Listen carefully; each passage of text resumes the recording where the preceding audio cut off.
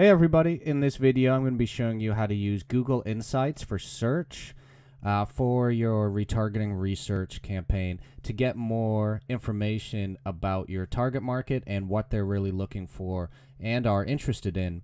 And this is going to help drive not just the content on your website and maybe some of the hooks and angles you use as far as your landing pages go, but also your banner creative so that you can kind of play off some of these to get interesting, unique, and very relevant banners.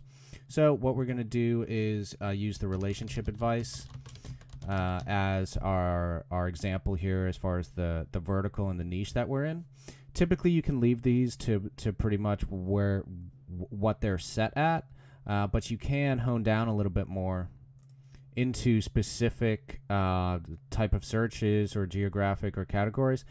Really, the only one that you want to pay attention to is the geographic area. So if your target market is specifically just in the US or just in a particular country, then it makes sense to use this. Otherwise, I typically leave it as broad as possible, so what it is at right now. And so relationship advice, we're going to click search. And what this is going to give you is a trend of the search volume over time, and also the interesting content. So that's kind of the most interesting content over the last year. You can use this as far as hooks and ideas for more banners and landing page creative. But the really interesting part is down here in the rising searches. So here you get the top searches related to this market, and so that's really interesting information to have because it gives you an idea into the mindset of the consumer that you're going after. But even better is the rising searches. So this is the stuff that has increased in search volume a lot over the past month or so. And so you can really use this stuff and even almost a lot of these specific words and phrases in your banner creative. So if you've got a relationship product, then you can see here that one of the hot trends is long relationship advice. So that's most likely long distance relationship. And right here, that's kind of confirmed. It says distance relationship advice. So you can either create a product around that, or you can kind of highlight some of the features in your product or service that apply to long distance relationship advice.